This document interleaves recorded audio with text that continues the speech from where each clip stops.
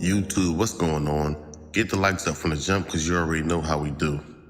Now, the Bronx in the late 80s wasn't a place for the weak.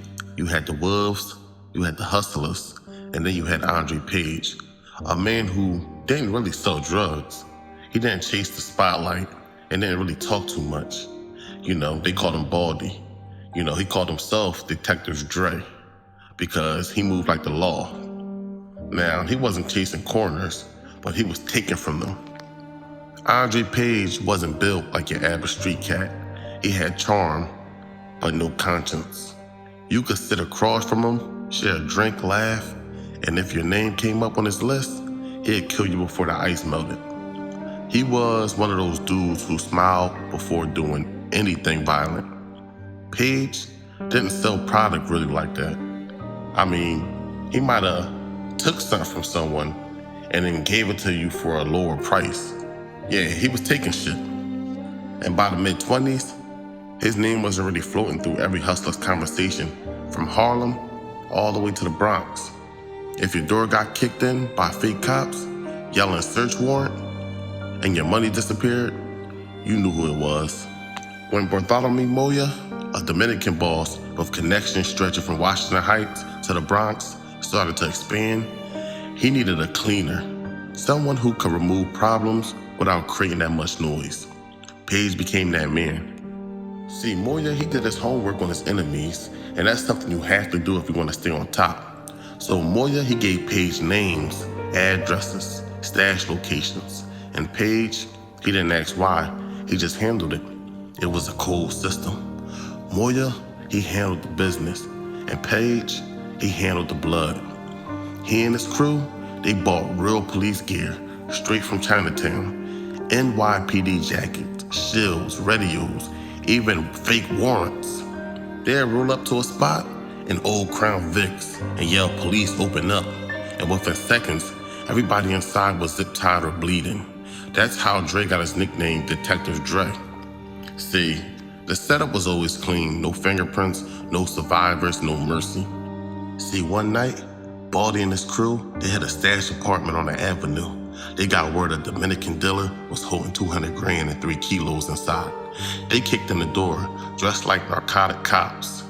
Baldy had a vest on, badge around his neck, gun and everything. They ran up in the spot, and the dealer gave it up. He gave it up easy, but he still was tied up, and he still was executed with 3 shots. See, that's how Baldy play. He'll tell people, "Man, my job is to run up in your spot, find where the stash is, and kill everyone inside." He took everything, money, drugs, and he took your life. And he was gone before the neighbors even called 911. Now, that was his rhythm.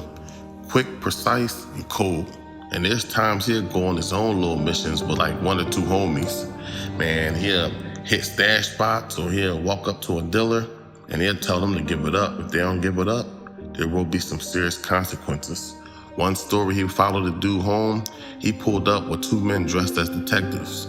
They dragged him out of his car, threw him in the trunk, and by sunrise, he was gone.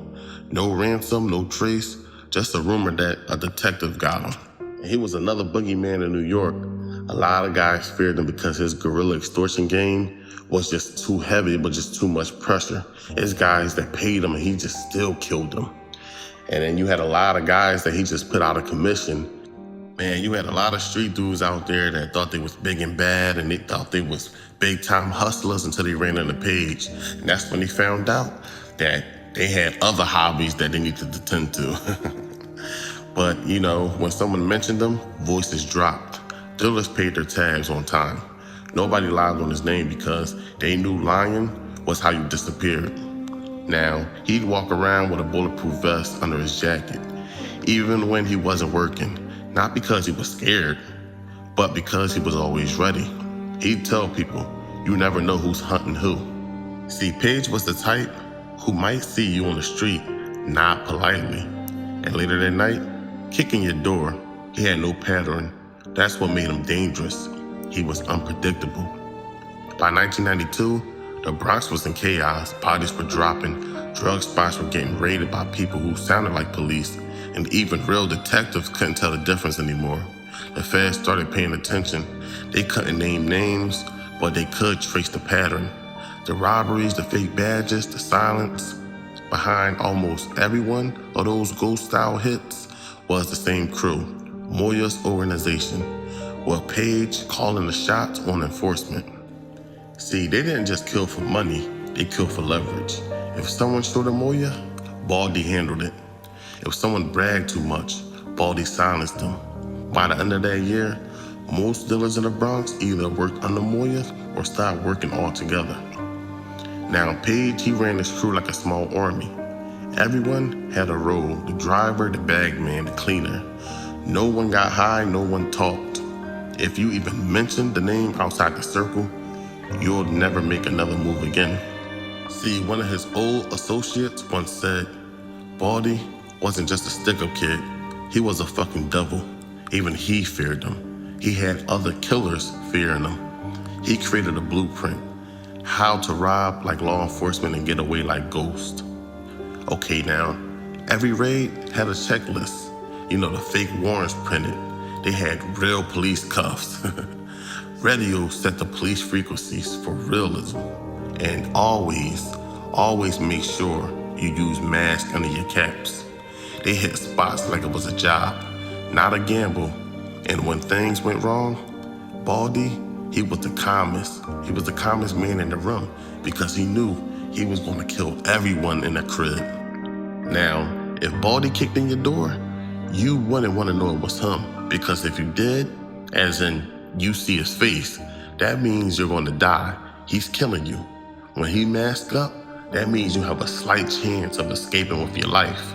And there's a slim chance. But eventually, the game caught up. Too many bodies. You know, you can't leave a lot of bodies on the street without nothing happening. You know, it was just too much. You know, the feds closed in. You know what they used, the wiretaps, the informants, surveillance. Once the heat hit the organization, Paige's name came up more than once. Now, he was charged under RICO, murder, robbery, kidnapping, all types of stuff. They just stacked it all on him. Andre Paige, he was sentenced to 35 years in federal prison. But life behind bars was short-lived. He died 3 years later from liver failure. The streets never got to see him age, never got to see him broken. Now, when the word spread that Baldy was gone, the reaction was strange. Some people celebrated, they finally felt safe. Others stayed quiet, because even dead, man, his name still held weight. Man, he was giving grown dudes nightmares out here, man. But you had some old heads still telling stories about him. The fake cop who moved like a soldier. The enforcer who turned fear into currency.